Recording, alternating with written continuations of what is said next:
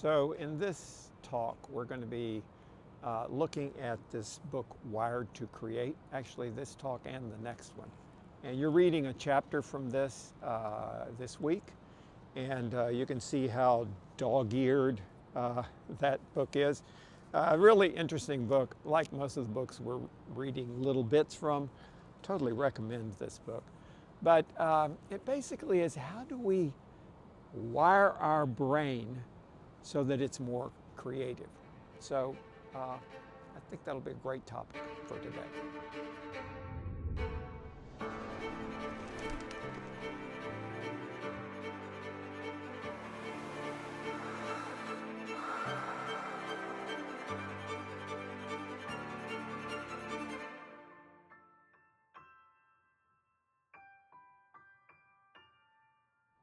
So one of the primary things that the authors of Wired to Create talk about is how a creative mind is wired in a kind of messy way, that it's not straightforward.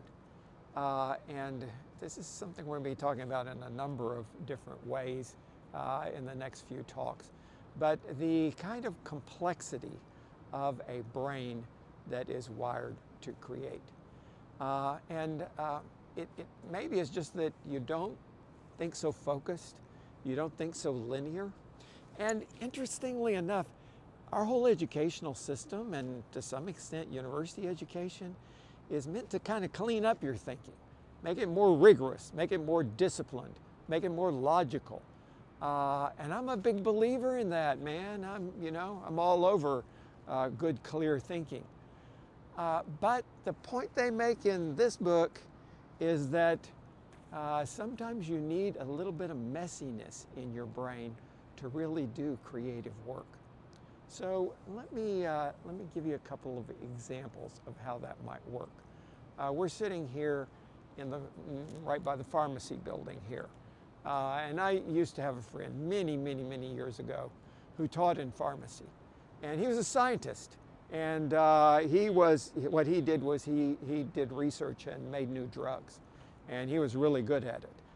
He, I think, got his PhD in chemistry, but he certainly knew physiology, and was perfect for pharmacy, for figuring out how to make new drugs.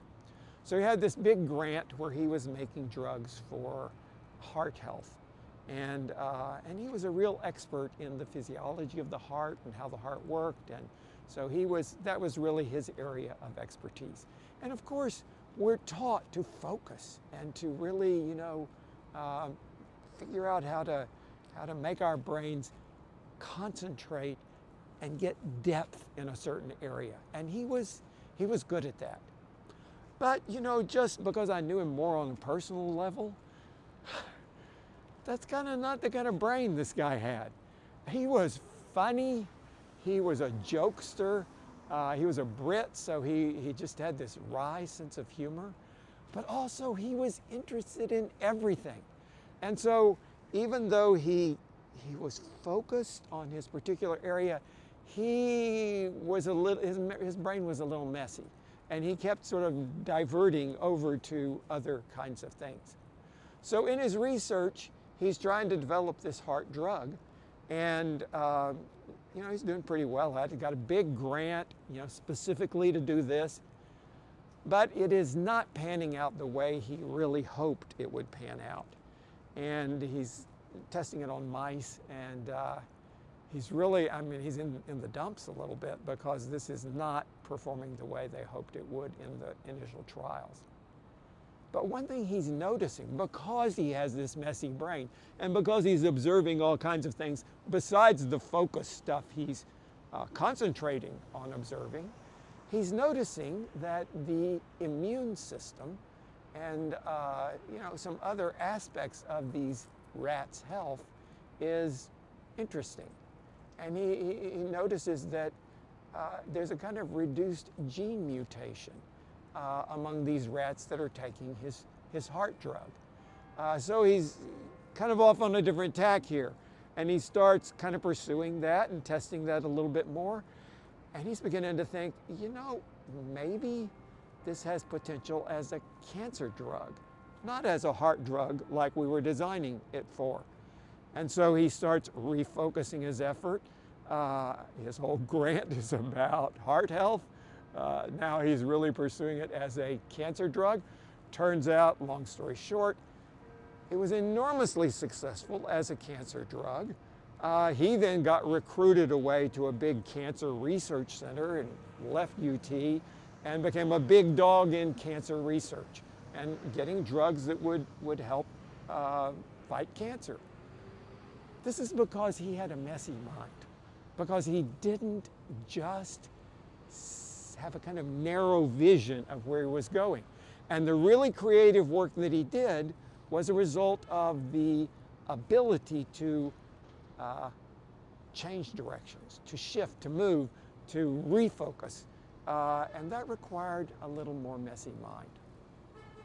So we tend to think of science or developing a new drug for cancer as something that's very linear, very focused, and you make a really direct, clean effort to do that.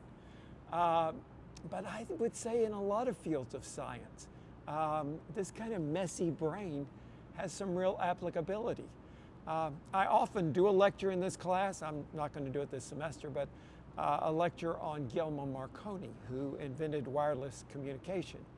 And actually, students hate that lecture. They hate it because, Marconi, it seems like everything's trial and error with this guy. People would like to think that creative thinking or any kind of thinking is a little more controlled. But in the case of Marconi, wow, it just almost seems like he just put himself in a framework where good accidents could happen. So he grows up in this affluent family in Bologna in Italy. His dad's a wealthy landowner. This guy never needed to do anything in his life. His mom was Irish and she hated the Catholic Church in Italy. All the schools you could go to were Catholic, so he ended up not going to school. He had tutors who came in. The tutor said the kid's hopeless. He just doesn't have a good brain because he couldn't memorize things. He couldn't focus his attention. He was just kind of a scattershot kid.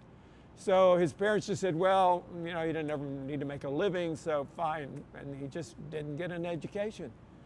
But his dad let him take over the attic of their big palatial home and make a workshop up there. And he was always scrapping together little tools and things that he could work in his workshop. And his dad got tired of paying for all this gizmos in this workshop and finally just said, I'm not spending any more money on that. And so Marconi gets a new pair of very expensive Italian shoes as a kid, and he sells his shoes and uses the money to buy little scientific equipment for his little workshop. So he's just totally hooked on electricity, and he's doing all these little electricity experiments.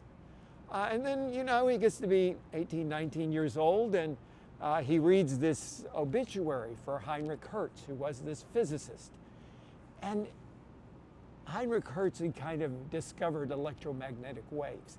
And he reads this obituary and he says, why couldn't you do a telegraph, which required wires to send a telegraph signal? Why couldn't you send that signal on electromagnetic waves? I think you could do that. Well, there were a dozen reasons why physicists in that period thought that could not be done. It just is against all the things we know about physics. But he didn't know about physics. So he goes up to his attic and he starts, fooling around with Leyden jars and, all of these ways of transmitting electromagnetic waves. And then he sort of experiments with antennas and tries to figure out how tall you could make them and how could you transmit this signal. He gets his brother to go on the other side of the mountain and figure out, can we transmit it across the mountain? I mean, he's just tinkering. He's just an experimenter. He's just trying these things and seeing what works. Well, in the end, He's the one who gave us wireless communication. Where would we be these days without wireless communication? But it was Marconi who figured out that all the physicists were wrong and that you could transmit things via electromagnetic waves. And he ended up making a fortune, even a bigger fortune than his father had. He was a very savvy businessman and sets up this great company to do this. And eventually he's sending electromagnetic waves across the Atlantic, and he's making it so that you don't have to have underground cables that carry these wires under the ocean, that you can do it the way we do it all the time with our cell phone and everything else through wireless communication. In 1906, he wins the Nobel Prize for Physics. He's not even a physicist. He didn't even consider himself a scientist. But he had this fertile, messy brain that was just patching together little bits and pieces of information and coming up with theories and ideas about how wireless communication could work. Again, in science, it sometimes pays to have a messy brain. So this kind of messy brain, I think, is useful in science, but it's certainly useful in the arts as well. So someone like Pablo Picasso, it's very interesting to look at the process he used to make a painting. He used a very messy process. Probably his most famous painting is Guernica. And actually last January, I was in Madrid and I got to see the original of Guernica, which is like 20 feet long and 8 feet high. And the entire museum is built around Guernica. And everybody's making a pilgrimage to see this magnificent, great work of Pablo Picasso. And people have done a lot of study on how did he do this? What was his process? So they're able now to make X-ray scans of Guernica and to see what the underlayers of paint are beneath the final surface. And he painted over and over and over again on that canvas. And he did sketches and he had a kind of layout of what he thought he was going to do. But then when he actually got to it, he changed it, he evolved it, and sometimes 3 or 4 different times he completely redid what he was planning to do there. So there's this interesting thing of his brain is both cognitive and is emotional. He's thinking through what he wants to do, but he's also having an emotional reaction to that. It's both deliberate and spontaneous.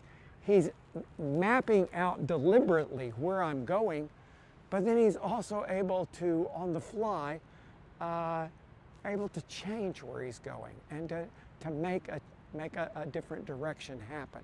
So in art, it is very much about having that kind of messy process. And so Picasso had this really great quote, and I want to read it about painting and about the process of painting. He says, "A painting is not thought out and settled in advance. While it is being done, it changes as one's thoughts change. And when it's finished, it goes on changing according to the state of mind of whoever is looking at it." So the point is not to have everything completely planned out and follow that scheme, but to be a little looser, a little messier, a little freer to respond. Now we're standing here in front of this beautiful Nancy Rubin sculpture that's on the Speedway Mall. And this hasn't been on the UT campus that long. And I actually watched Nancy Rubin's put that thing up. And it was fascinating.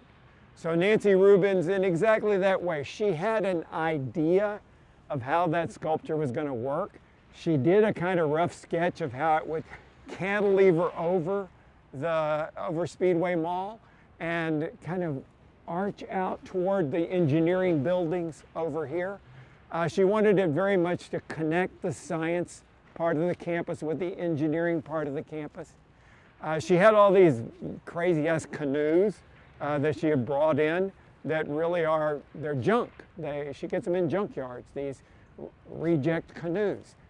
And then she's got her engineer there helping her out, and she's got her construction crew there because it's a major construction effort. And they're constantly going back and forth. She has not positioned each of those canoes. She hasn't figured out how it all works together. But it is both deliberate and spontaneous. She's on the fly, talking with her engineer. What if we put it out a little further? Would it still stand up? What if we put this one on top of that one? Would that still work? The poor construction crew is super frustrated. They're thinking, we're going out here, we're building this thing, and she's going to give us instructions and we're going to do it. No, no, no. We're erasing that and putting it back a different way, and then we're tearing it down, and then we're reconstructing it, and it's a messy process. But that is a truly creative process where her mind is constantly thinking and moving and able to respond and learn with every new move she makes what might the next move be from that. So in any discipline, when you're trying to do creative thought, the point is that it's kind of messy. It's kind of paradoxical how your brain works to address these creative challenges. So it's at the very same time as you're meant to be focused and mindful, you're also meant to have a little bit of a wandering mind. Just as we were talking about the pharmacist who, yeah, he was focused on making a drug for heart health, but he was able to let his mind wander a little bit and think of other possibilities at the same time.